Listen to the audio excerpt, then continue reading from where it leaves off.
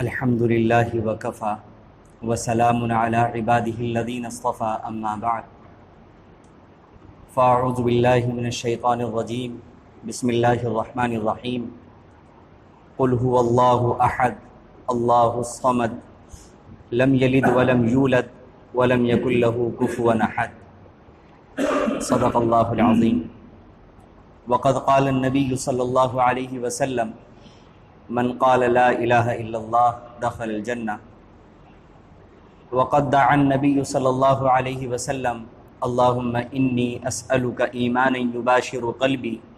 ویقینا صادقا حتی اعلم انه لا یصیبنی الا ما کتبت لی ورضا بما قسمت لی انک علی کل شیء قدیر وان اللہ قد احاط بکل شیء علما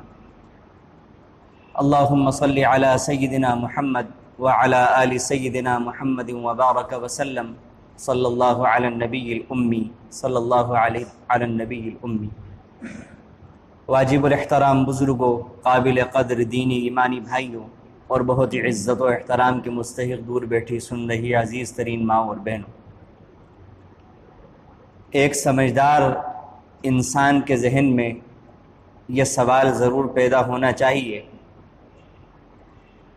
کہ مجھ کو دنیا میں کیوں بھیجا گیا ہے، مجھ کو دنیا میں کس نے بھیجا ہے اور مجھ کو یہاں کے بعد کہاں جانا ہے۔ یہ ایک ایسا سوال ہے کہ جو ہر سمجھدار انسان کے ذہن کے اندر ضرور پیدا ہونا چاہیے۔ ایک مثال کے ذریعے سے یہ بات اچھی طرح سمجھ میں آئے گی۔ مثال کے طور پر اللہ نہ کرے کسی انسان کو کوئی شخص اغوا کر لے اور لے جانے کے بعد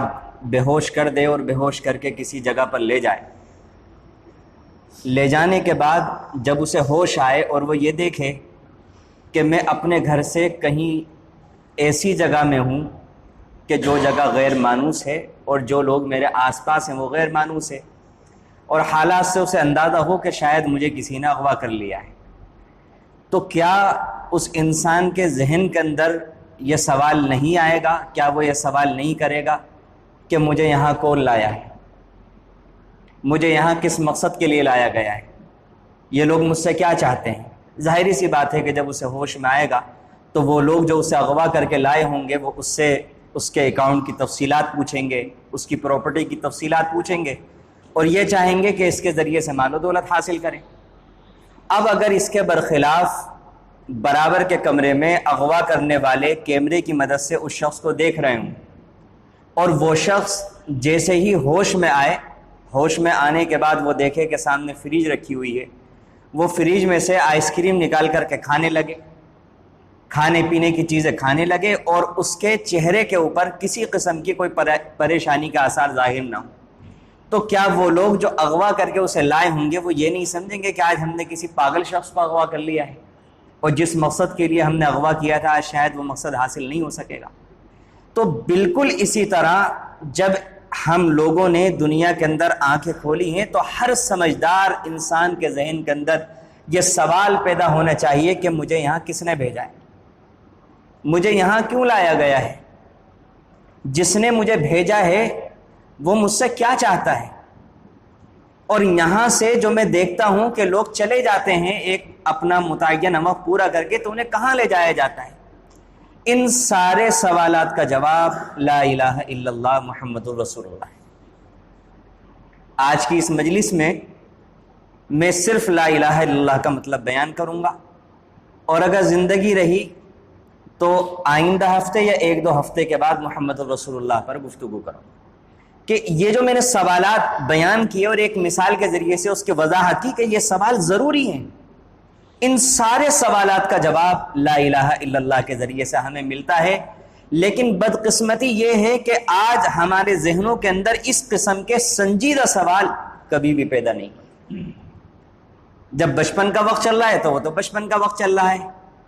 جب بچہ بڑا ہوتا ہے، نوجوانی کی عمر میں قدم رکھتا ہے، تو پھر وہ مزے میں لگ جاتا ہے، وہ دوستیوں کے اندر لگ جاتا ہے، وہ عیش و عشرت کے اندر لگ جاتا ہے، کچھ ذرا اور بڑا ہوتا ہے تو ملازمت کی کوششیں کرنے لگتا ہے، ملازمت کے اندر لگ جاتا ہے، پھر جب کچھ اور بڑا ہوتا ہے، ملازمت مل جاتی ہے، تو پھر انسان کو ایسا لگتا ہے کہ بس اب زندگی کا ایک ہی مقصد ہے، وہ ہے شادی کرنا۔ اور جب انسان کی شادی ہو جاتی ہے تو پھر وہ مشغولیات میں اس قدر مشغول ہو جاتا ہے کہ پھر اس کے بعد اس کے مطابق اسے بالکل وقت نہیں ملتا۔ حتیٰ کہ آج مسلمان بھی، پہلی گفتگو تو میں انسانوں کا نام لے رہا تھا، اب حتیٰ کہ آج کے زمانے میں مسلمان بھی مرنے سے پہلے 10 منٹ پہلے بھی ان سنجیدہ سوالات کے جوابات کے بارے میں سوچنے کے لیے تیار نہیں کہ اللہ نے مجھے دنیا میں کیوں بھیجا ہے، اللہ مجھ سے کیسی زندگی چاہتا ہے، اللہ تعالیٰ نے جو مجھے یہاں پر بھیجا ہے تو بھیجنے کا مقصد کیا ہے، اور یہاں کے بعد مجھے کہاں لے جایا جائے گا۔ اس قسم کے سنجیدہ سوالات بچپن سے لے کر جوانی تک، جوانی سے لے کر بڑھاپے تک، بڑھاپے سے لے کر موت تک آج کے زمانے میں مسلمان مردوں اور عورتوں کے ذہن میں بھی نہیں پیدا ہوتا۔ ان سارے سوالات کا جواب ہے لا الہ الا اللہ، کہ مجھے دنیا کے اندر جو بھیجا ہے وہ اللہ نے بھیجا ہے، الحمدللہ رب العالمین، جو تمام جہانوں کا پالنے والا ہے، تمام جہانوں کا پالنے والا ہے۔ ہماری ساری ضروریات اسی سے وابستہ ہیں۔ وہ ہستی ہے کہ جس کے سوا کوئی عبادت کے لائق نہیں، جو سورت میں نے آپ کے سامنے پڑھی ہے۔ اس میں اللہ رب العزت خود اللہ کے نبی صلی اللہ علیہ وسلم کو حکم دے کر کہتے ہیں کہ اے نبی میرا تعارف یوں کرائیے۔ اللہ سے بڑھ کر اللہ کا تعارف کرانے والا کوئی ہو سکتا ہے؟ اللہ نے خود اپنا تعارف قرآن کریم میں کرایا، جو صورت ہم مغرب کی نماز میں بار بار سنتے رہتے ہیں، مشہور صورت ہے سورہ اخلاص، لیکن بدقسمتی سے کبھی ہمارے ذہنوں کے اندر خیال نہیں پیدا ہوتا کہ اس صورت کی تفسیر جان لیں اور جان لیں کہ اللہ تعالیٰ اس کے ذریعے سے کیا کہنا چاہتا ہے۔ یہ وہ مبارک صورت ہے جس کے بارے میں اللہ کے نبی صلی اللہ علیہ وسلم نے فرمایا کہ اگر اس کی تلاوت کوئی شخص کرے گا تو اسے تہائی قرآن کا ثواب ملے گا، یعنی اگر کوئی انسان اس کو 3 بار پڑھ لے گا تو اس کو پورے قرآن کریم کا ثواب مل جائے گا۔ اور علماء کرام فرماتے ہیں کہ یہ صورت مضمون کے اعتبار سے بھی ایمان اور اسلام کا تہائی حصہ ہے، کیونکہ ایمان کے 3 مرکزی مضمون ہیں، ایک توحید، ایک رسالت اور ایک آخرت۔ ان میں سے ایک مضمون توحید وہ اللہ رب العزت نے اس صورت کے اندر مکمل طور پر بیان کر دیا۔ بڑی جامع صورت، شرک کی جتنی بھی قسمیں ہو سکتی ہیں اللہ تعالیٰ نے اس مختصر سی صورت کے ذریعے سے شرک کی تمام صورتوں کی جڑ اور بنیاد کاٹ کر کے رکھ دی۔ اللہ تعالیٰ فرماتے ہیں نبی آپ میرا تعارف کرائیے، هو اللہ احد، کہ وہ اللہ اکیلا ہے، ایک ہے۔ اب اس کے علاوہ جتنے بھی لوگ جتنے بھی خداؤں کو مانتے ہیں، چاہے وہ 3 کے ماننے والے ہوں یا 5 کے ماننے والے ہوں یا 2 کے ماننے والے ہوں یا پھر 33 کروڑ کے ماننے والے ہوں، اس ایک چھوٹے سے جملے کے ذریعے سے اللہ رب العزت نے حقیقت کھول کے رکھ دی کہ وہ اللہ جو تمام جہانوں کا پیدا کرنے والا، نظام چلانے والا ہے، وہ تو اکیلا ہے۔ هو اللہ احد، وہ اللہ اکیلا ہے۔ آج کے دن مجھے توحید کو بیان کرنا ہے۔ بدقسمتی سے آج مسلمانوں کی، ہم اپنے آپ کو ایمان والے کہنے والے، ہم اپنے آپ کا اسلام سے مضبوط رشتہ ثابت کرنے والے، معافی کے ساتھ مجھے کہنے کی اجازت دیں، ہم توحید سے واقف نہیں۔ آج ہماری توحید کمزور ہو چکی ہے۔ اگر آج آپ کا بچہ، ہمارا بچہ ہم سے سوال کرے کہ ابا جان اللہ ایک ہی کیوں ہے، زیادہ کیوں نہیں ہے، دوسرے لوگ تو بہت سارے مانتے ہیں، تو مجھے کہنے کی اجازت دیں کہ ہم اس بچے کو ڈانٹ کر چپ کریں گے، ہم اس کے عقلی طور سے اگر وہ ہم سے دلیل کا مطالبہ کرے ہم اسے مطمئن نہیں کر سکیں، نہیں مطمئن کر سکیں۔ اور آج کا جو زمانہ ہے وہ شکوک و شبہات کا زمانہ ہے۔ ٹی وی کے ذریعے سے، سوشل میڈیا کے ذریعے سے، اسکولوں کے ذریعے سے، اور جتنے بھی ذرائع ہیں ان تمام ذرائع سے یہ کوشش کی جا رہی ہے کہ مسلمان اگر بالکل شرک کے اندر مبتلا نہ ہو تو کم سے کم تھوڑا بہت تو شرک کے اندر مبتلا ہو جائے۔ اس لیے آج کے دن مجھے یہ بیان کرنا ہے جو میں نے شروع کر دیا ہے کہ اللہ ایک ہے، یہ بات بالکل عقل کے مطابق، اور اللہ کا ایک سے زیادہ ہونا یہ بات خلاف عقل۔ بھلا کوئی انسان یہ سوچ سکتا ہے کہ قرآن کریم کا سب سے بنیادی مضمون، قرآن کریم کا سب سے اہم مضمون، بلکہ اس سے بڑھ کر میں آپ سے کہتا ہوں کہ بہت سارے علماء کی تصریح کے مطابق قرآن کریم کا ٹاپک، قرآن کریم کا موضوع وہ توحید ہے، یعنی اللہ ایک ہے۔ قرآن کریم کو اللہ تعالیٰ نے اس لیے نازل کیا ہے۔ سب سے اہم مضمون جو قرآن کریم کا ہے وہ توحید ہے، یعنی اللہ تعالیٰ کو ایک ماننا۔ اور اس کا کیا اثر پڑتا ہے انسان کی زندگی پر؟ میں نے جو حدیث تلاوت کی، من قال لا الہ الا اللہ دخل الجنہ، جس نے دل کے یقین کے ساتھ زبان سے اقرار کر لیا کہ اللہ کے علاوہ کوئی عبادت کی اور پرستش کا لائق نہیں ہے، اللہ کے نبی نے فرمایا کہ وہ جنت میں ضرور داخل ہوگا، اگر گنہگار ہوگا تب بھی ہوگا، اپنے گناہوں کی سزا بھگتے گا، لیکن ایک نہ ایک دن جنت میں ضرور داخل۔ اور اگر کسی کی توحید مضبوط نہیں ہے، وہ اللہ کے ساتھ شرک کرتا ہے، اللہ کے ساتھ ذات میں شرک کرتا ہے یا صفات میں شرک کرتا ہے، تو اللہ نے قرآن میں فرمایا ان اللہ لا یغفر ان یشرک بہ ویغفر ما دون ذلک لمن یشاء، کہ اللہ تعالیٰ جتنے گناہ چاہے گا معاف کر دے گا، ایک گناہ معاف نہیں کرے گا، وہ ہے شرک کا گناہ۔ شرک اللہ تعالیٰ کبھی معاف نہیں کرے گا۔ اس لیے میرا عزیز و قابل احترام بزرگوں، اب میں یہاں سے بیان کرنے لگا ہوں کہ اللہ ایک ہی کیوں ہے۔ اور یہ سوال آج نہیں تو کل ہمارے نوجوان جو اسکولوں کے ذریعے، کالجوں کے ذریعے سے تعلیم حاصل کر رہے ہیں، وہ ضرور اپنے ماں باپ سے، اپنے بڑوں سے، اپنے اماموں سے، اپنے مؤذنوں سے، اپنے علماء سے ضرور سوال کریں گے۔ اور میرا تو بہت سے ایسے نوجوانوں سے سابقہ پڑ چکا ہے جو مجھ سے سوال کر چکے ہیں، اور بھی بہت سارے حضرات کا پڑا ہوگا جن سے سوالات ہو رہے ہوں گے کہ اللہ کو ہم ایک کیوں مانیں۔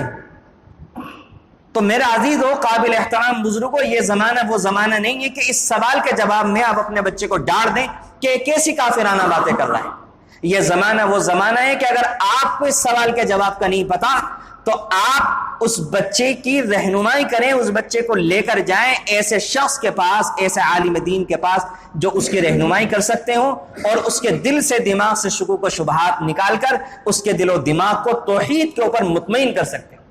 یہ جواب دینے کا، شکوک و شبہات نکال کر دل کو مطمئن کرنے کا زمانہ ہے۔ توحید کو خود سمجھیے کہ اللہ ایک کیوں ہے، اللہ ایک کیوں ہے۔ اور یہ والا سوال کرنا یہ کوئی غلط بات نہیں ہے، یہ کوئی گناہ کی بات نہیں ہے۔ اللہ نے تو قرآن کریم میں خود توحید کے دلائل کے بھرمار کی ہے۔ اگر یہ غلط ہوتا تو اللہ تعالیٰ کیوں قرآن کریم میں بیان کرتے؟ اس بات کی عقلی دلیل میں بیان کر رہا ہوں کہ اللہ ایک کیوں ہے۔ سب سے بڑی دلیل قرآن کریم یہ کہتا ہے کہ آپ کسی بھی مذہب کے ماننے والے سے پوچھ لیں، سوائے اس چھوٹی سی تعداد کے جو کسی بھی مذہب کو نہیں مانتے، ان کو ہٹا کر آپ کسی بھی مذہب کے ماننے والوں سے پوچھ لیں، حتیٰ کہ ان سے بھی پوچھ لیں کہ جو لوگ 33 کروڑ دیوی دیوتاؤں کو مانتے ہیں، تو وہ بھی یہ کہیں گے کہ ایشور اور پرمیشور تو ایک ہی ہے، اوپر والا تو ایک ہی ہے، آسمان و زمین کا پیدا کرنے والا، ساری کائنات کو پیدا کرنے والا، ساری کائنات کا نظام چلانے والا اصل تو ایک ہی۔ آپ کسی بھی مذہب کے ماننے والے سے پوچھ لیجیے، ان کے یہاں آپ کو توحید کسی نہ کسی بگڑی ہوئی شکل میں ضرور نظر آئے گی، اور وہ لوگ بھی توحید کی اہمیت کو اس حد تک ضرور مانتے ہیں کہ انہوں نے توحید کو ختم نہیں کیا، بلکہ ختم کرنے کی جگہ شرک کو اس کے ساتھ ملانا زیادہ بہتر سمجھا۔ لیکن اسلام نے سب کچھ برداشت کرنا گوارا کیا، لیکن اسلام نے توحید کا جو عقیدہ تھا اس کو بالکل صاف، بالکل خالص، سورت کا نام یہ جو میں نے آپ کے سامنے تلاوت کی کیا نام ہے؟ سورۃ الاخلاص۔ بالکل خالص پیور توحید اس کے اندر بیان کی گئی ہے، جس میں ذرہ برابر کسی بھی قسم کا شک و شبہ، شرک کا شائبہ ہو ہی نہیں سکتا۔ اللہ تعالیٰ نے قرآن میں کہہ دیا شرک معاف نہیں ہوگا، شرک کے علاوہ سارے گناہ معاف ہو جائیں گے۔ تو اللہ تعالیٰ فرماتے ہیں کہ جو لوگ یہ کہتے ہیں، اس بات کا دعویٰ کرتے ہیں کہ اللہ کے علاوہ اور بھی ہیں جو کائنات کا نظام چلا رہے ہیں، تو اللہ تعالیٰ ان سے کہتے ہیں کہ آپ ان سے یہ سوال کریں، یہ پوچھیں کہ کائنات کا پیدا کرنے والا ایک ہے یا کائنات کے پیدا کرنے والے زیادہ ہیں؟ سب مذہب کے ماننے والے مانتے ہیں کہ کائنات کا پیدا کرنے والا ایک ہی، یہ درخت کا پیدا کرنے والا، یہ سمندروں کے پیدا کرنے والا، یہ تمام انسانوں کا پیدا کرنے والا، تمام جانوروں کا پیدا کرنے والا، یہ سب یہ ایک۔ ہاں پھر چھوٹی چھوٹی طاقتیں، چھوٹے چھوٹے کام وہ یہ مانتے ہیں آگے چل کر یہ اللہ نے انہیں دیے ہوئے ہیں، تو یہ بھی چھوٹے موٹے خدا ہیں۔ لیکن اسلام یہ کہتا ہے کہ جب کائنات کا پیدا کرنے والا، کائنات کا نظام چلانے والا ایک ہے تو وہ شخصیت جس کی عبادت کی جائے وہ متعدد کیوں ہو سکتی ہیں؟ سب سے مضبوط دلیل قرآن کریم کی یہ ہے کہ جب رب ایک ہے تو الہ بہت سارے کیوں ہیں؟ تم رب کا ایک کے علاوہ ہونا ثابت کر دو، الہ کا بہت سارا ہونا خود ثابت ہو جائے گا۔ اگر تم نے رب کا زیادہ ہونا ثابت کر دیا تو ہم مان لیں گے کہ عبادت کے لائق ہستیاں بھی ایک سے زیادہ ہیں۔ کوئی کبھی ثابت نہیں کر سکے گا کہ رب ایک کے علاوہ بہت سارے ہیں، لہذا یہ کبھی ثابت نہیں ہو سکے گا کہ اللہ کے علاوہ عبادت کے لائق کوئی اور بھی ہستی۔ یہ اتنے مضبوط طریقے پر قرآن کریم نے اس موضوع کو کھول کر کے بیان کیا ہے۔ جیل کے اندر حضرت یوسف علیہ السلام کی جب قیدیوں سے بات ہوئی ہے تو انہوں نے سوال کیا، یا صاحب السجن، یہ جیل کے ساتھ میں، یہ بتاؤ ارباب متفرقون خیر ام اللہ الواحد القہار،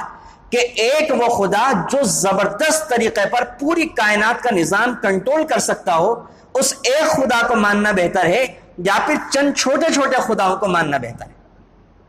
یہ ایک عقلی بات ہے کہ اگر ایک نوکر کو چند مالک مل کر کے رکھنے، قرآن کریم نے اس مضمون کو اس مثال کے ذریعے سے بھی سمجھایا کہ ایک نوکر اس کے 5 مالک۔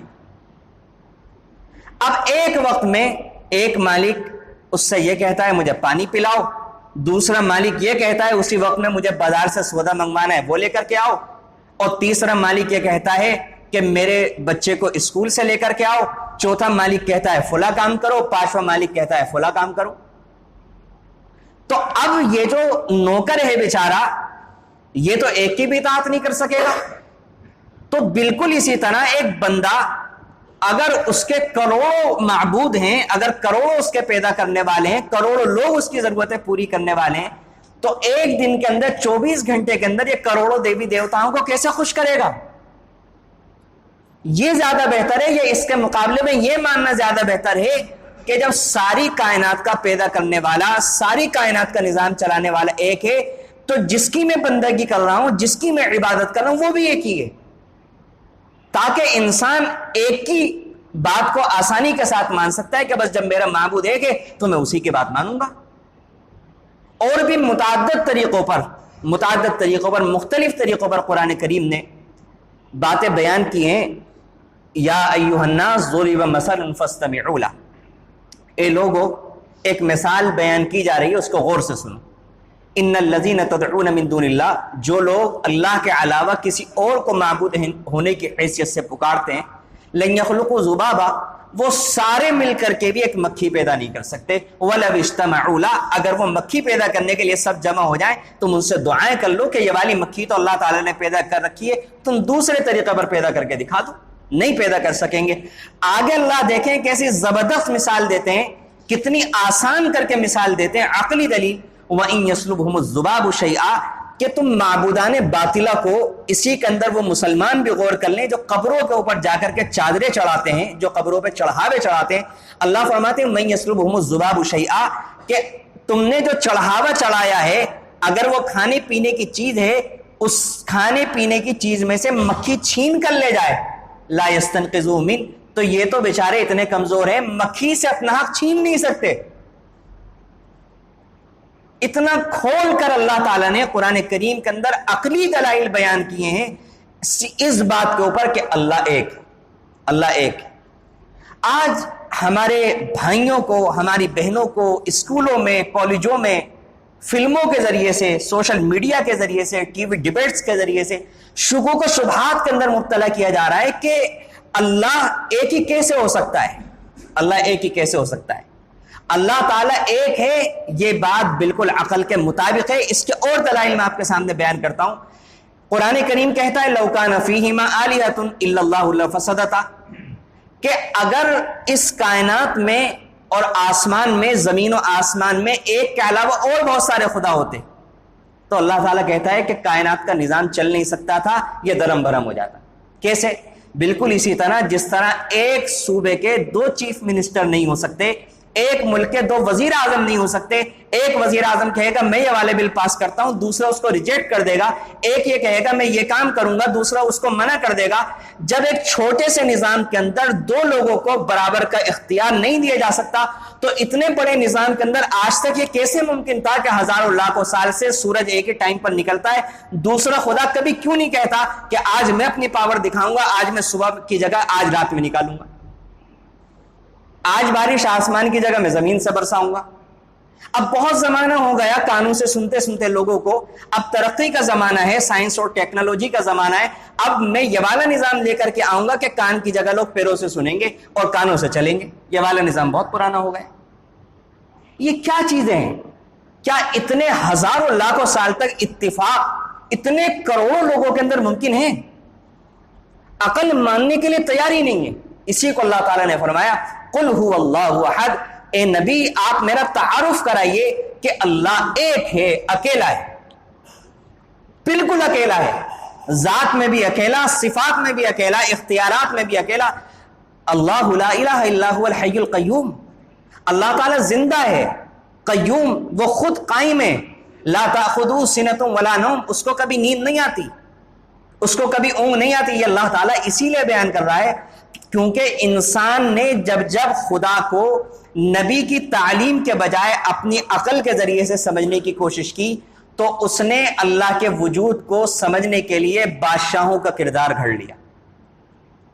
اس نے سمجھا کہ جیسے ایک ملک کا بادشاہ ہوتا ہے, وہ اپنی بادشاہ چلاتا ہے, تو اللہ تعالیٰ میں فرق یہ ہے کہ بس وہ ساری جہاں کے بادشاہ ہیں, تو وہ بڑے بادشاہ ہو گئے.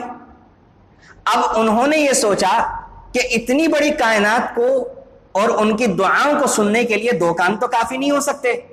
لہذا کان زیادہ ہونے چاہیے, کان زیادہ ہو گئے. اتنی بڑی کائنات کو دیکھنے کے لیے 2 آنکھیں تو کافی نہیں ہو سکتی, لہذا آنکھوں میں اضافہ کر لیا.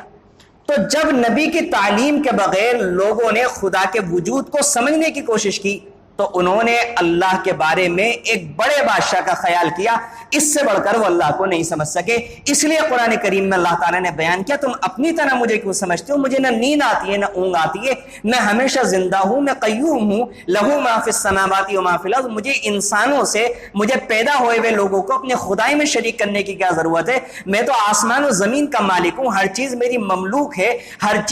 چیز میرے قبضے میں ہے, ہر چیز میرے اختیار میں ہے, کسی میں مجال نہیں ہے, کسی میں ہمت نہیں ہے. اتنا بڑا آسمان, اتنی بڑی زمین, ان دونوں کے درمیان کی جتنی بھی اشیاء, جتنی بھی مخلوقات ہیں, تم انسان تو بہت کم طاقت والے ہو, بہت چھوٹا سا تمہارا وجود ہے. یہ اتنا بڑا آسمان بھی اگر میرے حکم کی خلاف ورزی کرنا چاہے وہ نہیں کر سکتا, تم کیا کرو؟ تو اس لیے میرے عزیز ہو, قابل احترام بزرگوں, اطمینان پیدا کریں اس عقیدے کے اوپر کہ اللہ ایک ہے. اور اللہ تعالیٰ نے اس بات کو سمجھانے کے لیے قرآن کریم میں 2 باتیں بیان کی ہیں, ان کو سمجھنا بہت ضروری ہے.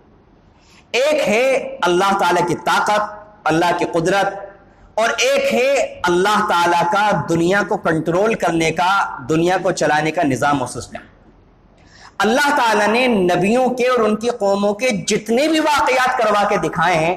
وہ سارے اس لیے ظاہر کروائے ہیں تاکہ مسلمانوں کو, انسانوں کو سمجھ میں آئے کہ اللہ میں کتنی طاقت ہے, اللہ کتنا پاورفل ہے, اللہ کی قدرت کیسے زبردست چیز ہوتی ہے.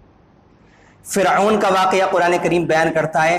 فرعون کا لاؤ لشکر, اس کے ہتھیار, اس کی فوج, اس کا غرور, اس کا گھمنڈ, اس کا تکبر, اس کے ڈائیلاگ, کہ اتنا پاورفل وہ بادشاہ تھا, اتنا پاورفل وہ لیڈر تھا کہ وہ یہ دعویٰ کرتا ہے انا ربکم الاعلی, میں تمہارا سب سے بڑا رب ہوں, میرے قبضے میں نہریں بہتی ہیں, میرے قبضے میں کھیتیاں ہیں, میں زندگی اور موت کے فیصلے کر دیتا ہوں, کہ جس کو چاہتا ہوں مار دیتا ہوں, جس کو چاہتا ہوں سزا معاف. اتنا بڑا بادشاہ انا ربکم الاعلی. اتنی بڑی طاقت کو اللہ رب العزت نے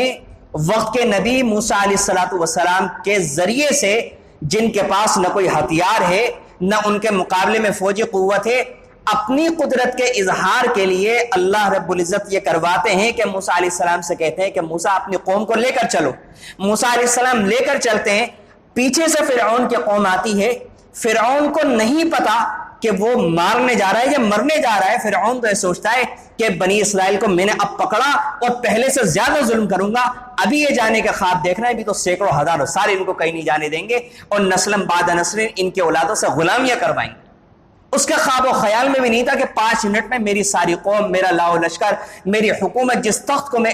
منٹوں کے لیے چھوڑ کر کے جا رہا ہوں، گھنٹوں کے لیے چھوڑ کے جا رہا ہوں، وہ آخری مرتبہ میں اس پر بیٹھا تھا، اب دوبارہ نہیں بیٹھ سکتا۔ ادھر بنی اسرائیل پیچھے دیکھتی ہے تو فرعون کا زبردست لشکر غصے میں بپھرا ہوا آ رہا ہے، سامنے دیکھتی ہے تو سامنے دریائے نیل ہے۔ اب کہتی ہے انا لمدرکون یا موسیٰ، اے موسیٰ ہم تو مارے گئے، پکڑے گئے۔ حضرت موسیٰ علیہ السلام اللہ کی طاقت اور قدرت کو پہچاننے والے تھے۔ میرے عزیزوں، قابل احترام بزرگوں، قابل قدر ماں اور بہنوں،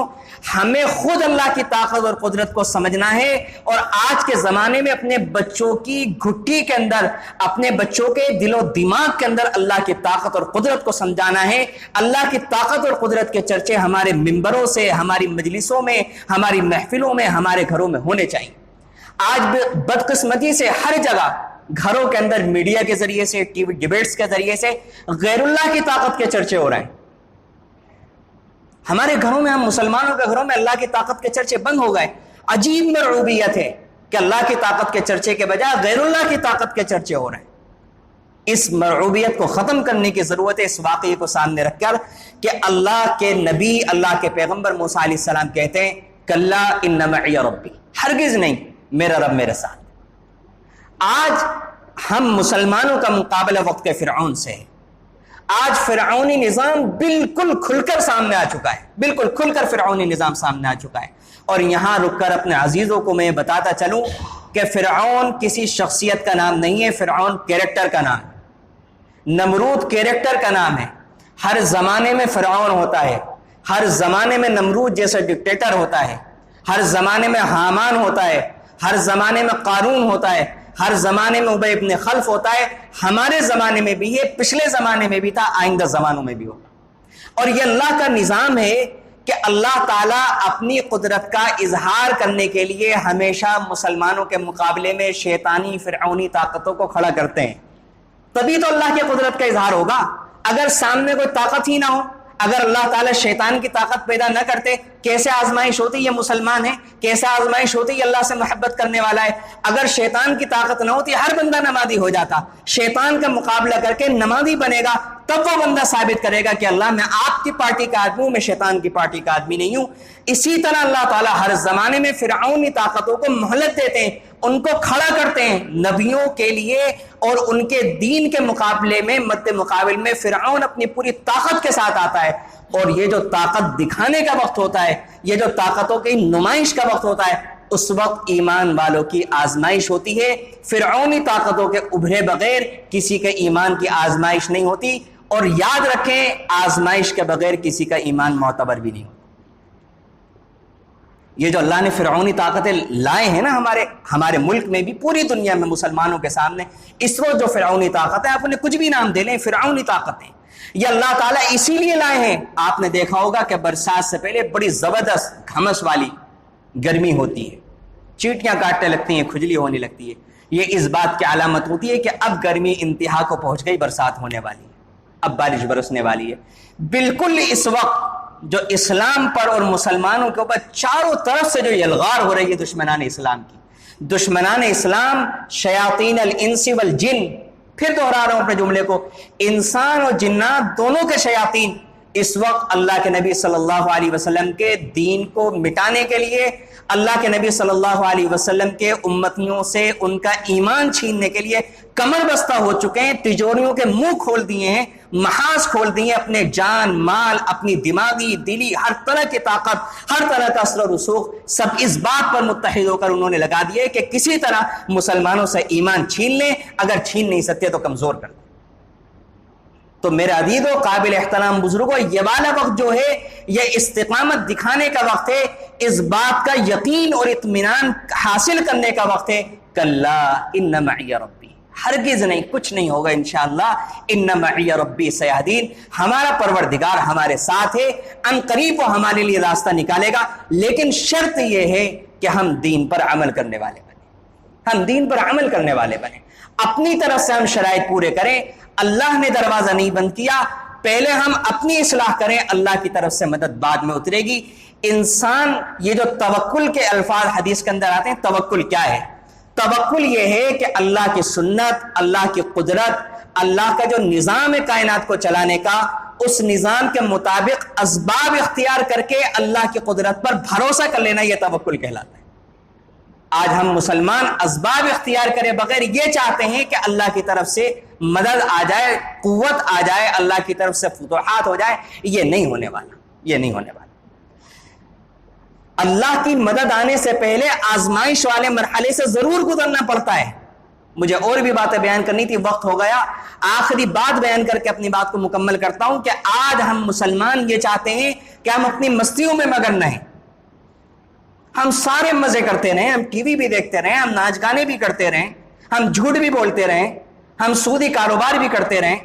ہم بدنگاہیاں بھی کرتے رہیں، ہم زناکاریاں بھی کرتے رہیں، ساری عیاشیاں ہماری ہوتی رہیں، سارے شوق ہمارے پورے ہوتے رہیں، اور جنت اپنی پکی ہو، یقینی ہو، جنت میں ہم بغیر حساب و کتاب کے داخل ہو جائیں۔ میرے عزیزو، یہ اللہ کا نظام نہیں ہے، نہ پہلے کبھی ایسا ہوا ہے، نہ قیامت تک کبھی ایسا ہو سکے گا۔ اس لیے اسباب کو اختیار کرنا، یہ جو عقیدہ توحید میں نے آپ کے سامنے بیان کیا، اس کو اپنے دل میں اتارنا، اور اس بات پر 100% اطمینان کہ اللہ کے علاوہ کوئی ہو ہی نہیں سکتا، اللہ کے علاوہ کوئی ہو ہی نہیں سکتا، اللہ کے علاوہ کائنات کا نظام چلانے والا ایک کے علاوہ کوئی اور ہو ہی نہیں سکتا، متعدد ہو ہی نہیں سکتے۔ اور قرآن کریم نے اس کے بارے میں جو دلائل بیان کیے ہیں، قرآن کریم کے ترجمے کو پڑھنا، قرآن کریم کی تفسیر کو پڑھنا، قرآن کریم کے وہ مضامین توحید والے پڑھنا، اس کو سمجھنا، جیسے جیسے انسان کے دل میں توحید اور اس کا مضمون آتا چلا جائے گا، اس کے دل سے غیر اللہ کا خوف ختم ہونا شروع ہو جائے گا، اس کا اللہ سے تعلق مضبوط ہونا شروع ہو جائے گا، وہ اللہ کے قریب اور اللہ اس کے قریب ہوتا چلا جائے گا، اس کے دل میں اللہ کی محبت آنے لگی۔ اس لیے میرے عزیزو، یہ جو عقیدہ توحید بیان کیا، اس کو اپنے دل کے اندر ہر اعتبار سے اتار لیں، یہ ہماری پونجی ہے، یہ ہمارا سب سے بڑا خزانہ ہے، اور دشمن چاہے کچھ بھی کہہ رہا ہو، لیکن اس کا ٹارگیٹ جو ہے وہ ہمارا ایمان ہے، وہ ہمارا ایمان ہے۔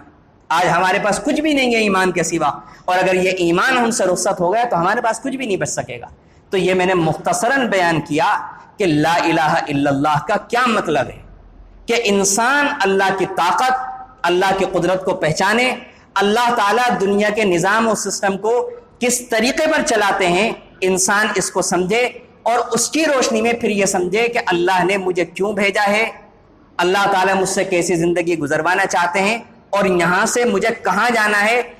کوئی بھی کام کرنے سے پہلے اس سوال کے جواب پر غور و فکر کرے، اگر اس کا وہ والا کام اس سوال کے جواب میں اس کا ساتھی اور مددگار ہے تو وہ کام ٹھیک کر رہا ہے، اور اگر ہمارے کاموں سے ان سوالات کے جوابات حل نہیں ہو رہے تو ہمیں چاہیے کہ پھر ہم نظر ثانی کریں، ہم بیکار زندگی تو نہیں گزار رہے ہیں۔ اللہ رب العزت سے دعا ہے کہ اللہ رب العزت ان باتوں پر عمل کی توفیق نصیب فرمائے۔ آمین، وآخر دعوانا الحمدللہ۔